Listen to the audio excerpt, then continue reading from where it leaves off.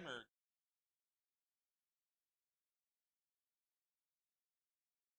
Yeah, that's right, Jeremy. There are actually multiple Alolan Grimers you could play. Alolan Grimer lets you evolve up to Alolan Muck. That's the main Pokemon. Its Power of Alchemy ability lets you shut off all basic Pokemon's abilities, and so it's a very effective, very useful tool against most decks. Not necessarily Greninja as much because he doesn't have as many abilities on basic Pokemon, does he? Uh, One Tapu play decks. They really play that added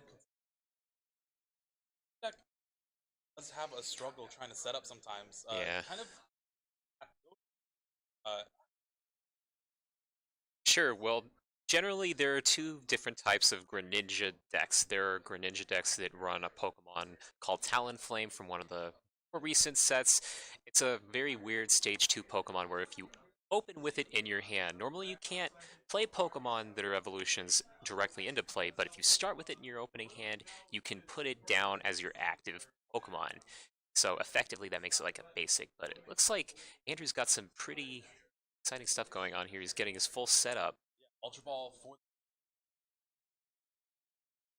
that turn multiple in play,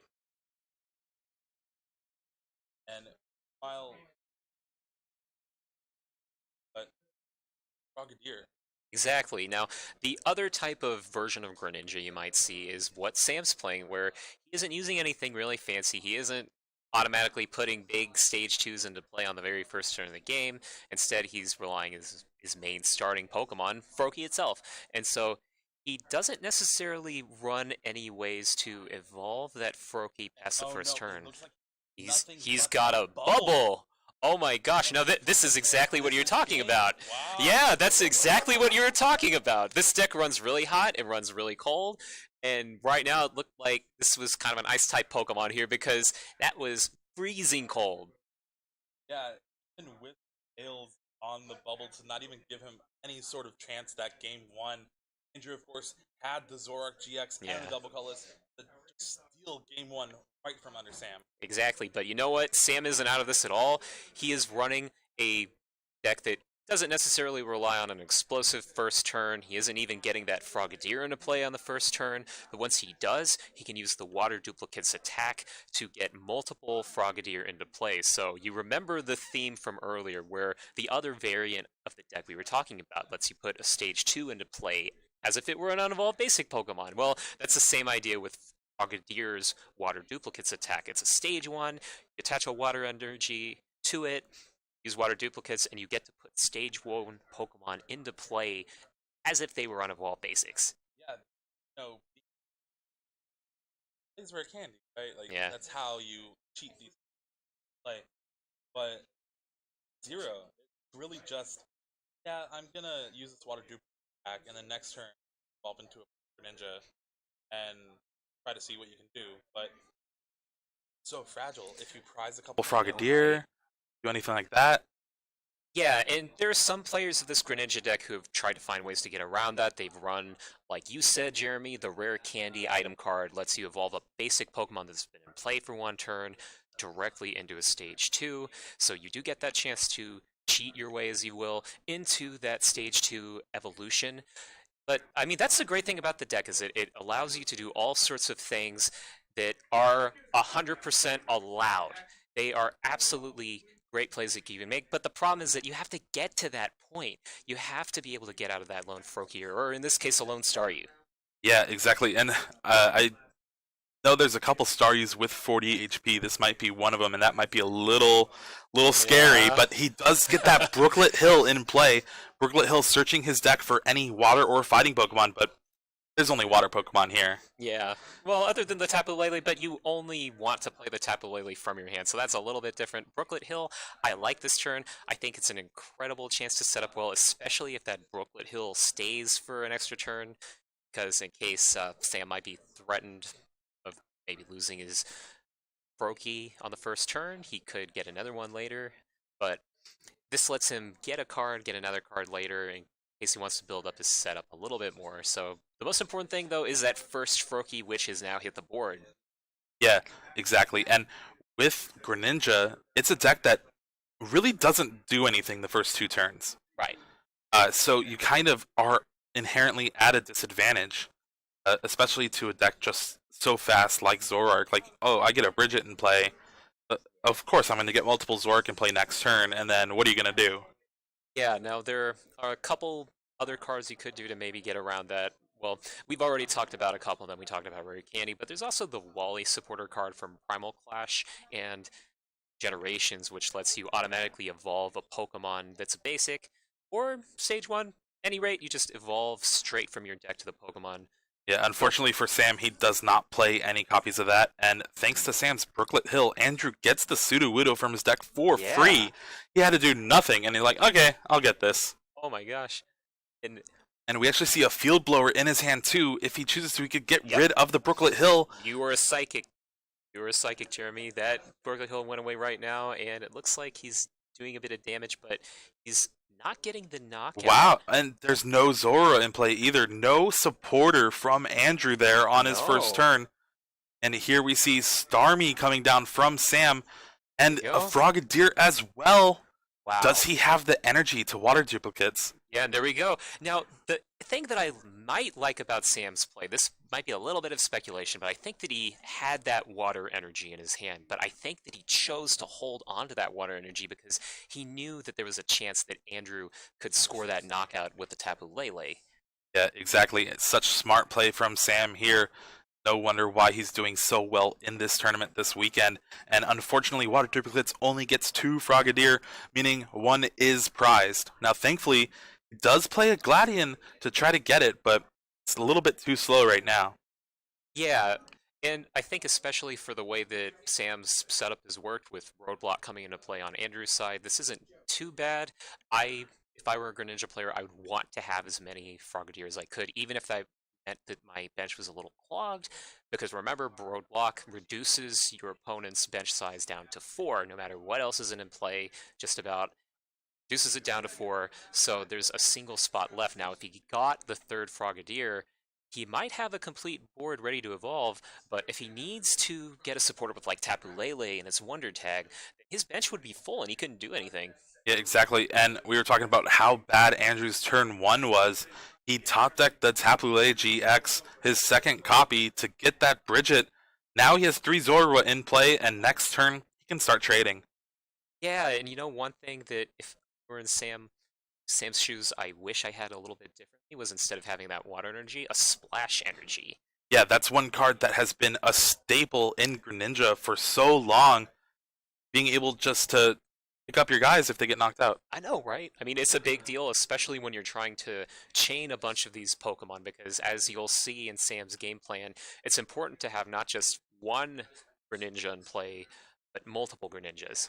Yeah, and there we see Sam dive ball for the Greninja, Ultra Ball discarding a Bursting Balloon, which is a Wow. card that we haven't seen in a We, while. we haven't seen that card until the deck first came out, have we? Yeah, and I think it's such a good card in this metagame right now. It allows you to hit numbers perfectly.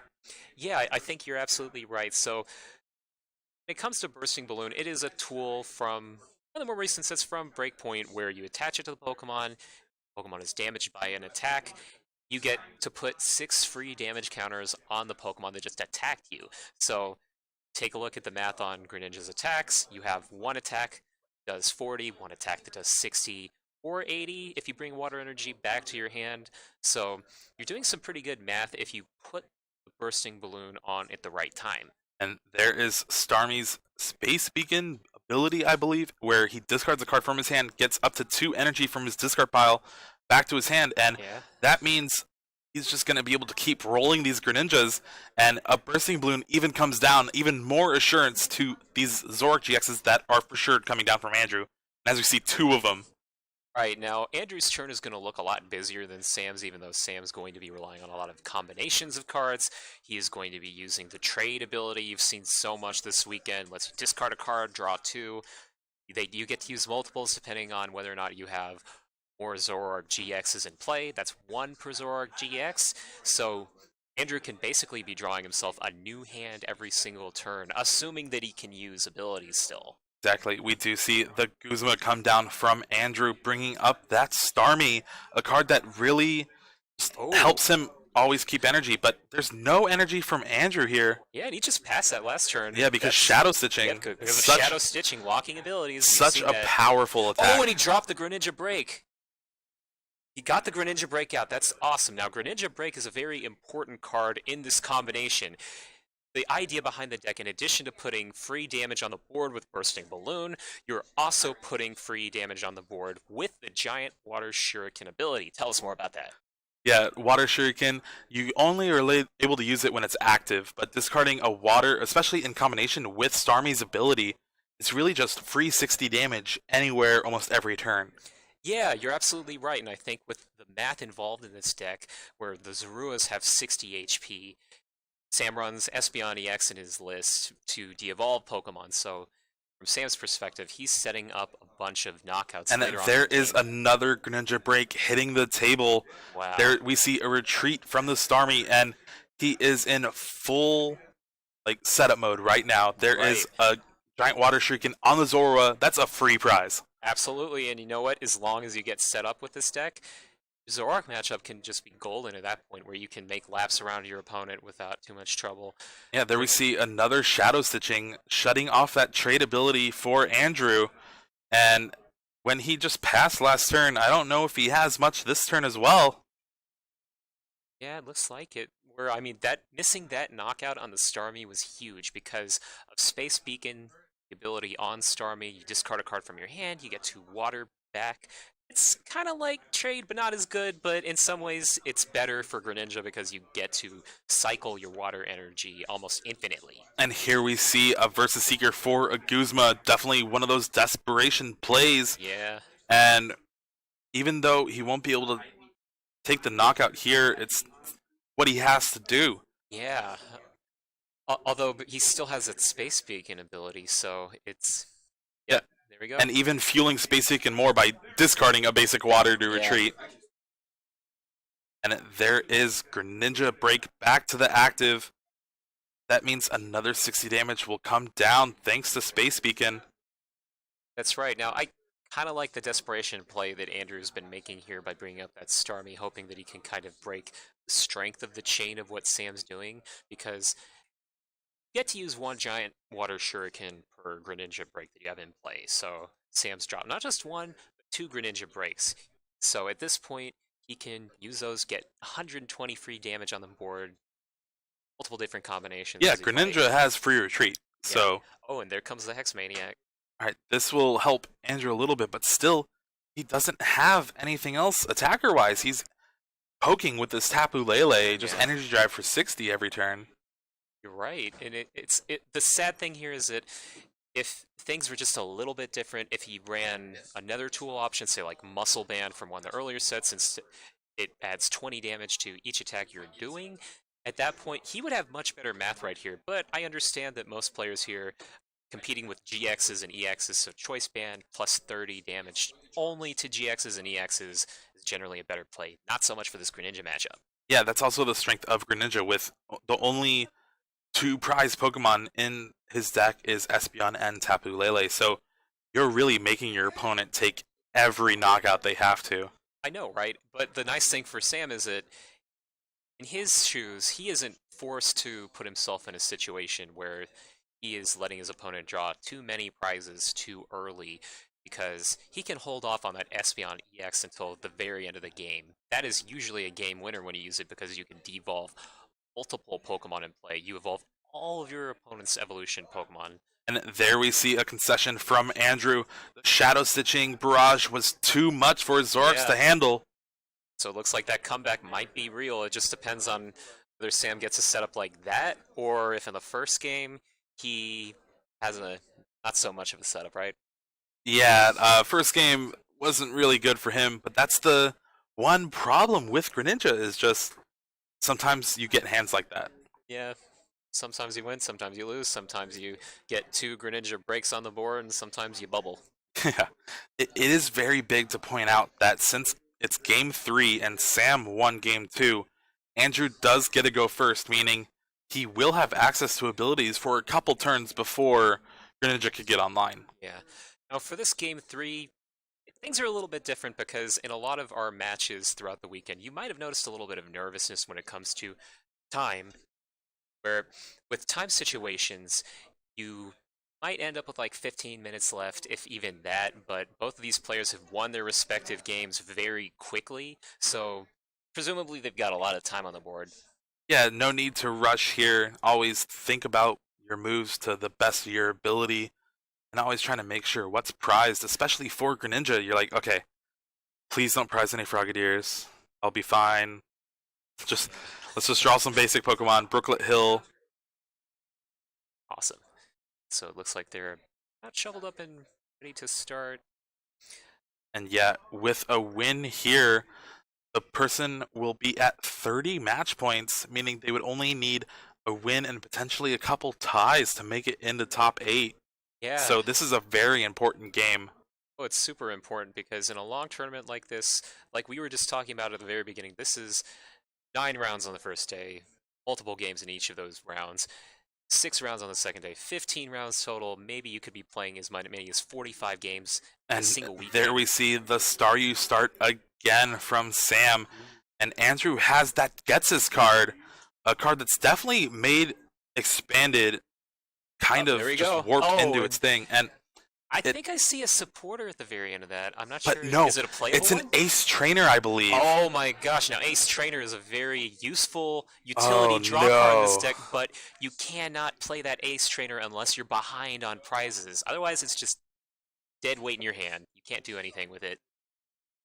And Andrew's hand is stocked full of good cards. He has plenty of Pokemon, a Tapu Lele for supporter next turn if he chooses.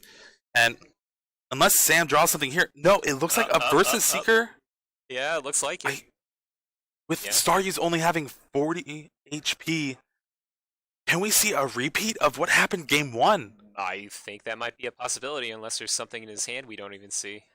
There we see a pass. There's not even a chance to bubble. It's all on Andrew. He needs to find a double colorless and a Zoroark. That's all he needs right now. He might be able to find it with that Tapu Lele because with Wonder Tag, he'll be able to get a supporter card. Maybe let himself draw some more cards. The main way people usually draw cards in either format is to use a supporter card to do so. One of the main ways to do it in both formats is Professor Sycamore and Professor Juniper. Discard your whole hand, draw 7 cards. And looking at his hand, it looks like maybe his Sycamore was prized, because these decks really only play like 1 or 2. Actually, looks like he doesn't play a Sycamore. I think you're right. It looks like it. And that's the thing about some of these Zoroark decks is that they typically rely on having a bunch of benched Pokemon. So there are cards that are more resource friendly. The scary thing about discarding your whole hand is you might lose something important. So by running the Colress supporter card, you shuffle your hand back in, draw up to the number of benched Pokemon on both sides. You could be drawing more cards, and you could be protecting your resources. Alright, so this is best case scenario for you Greninja fans.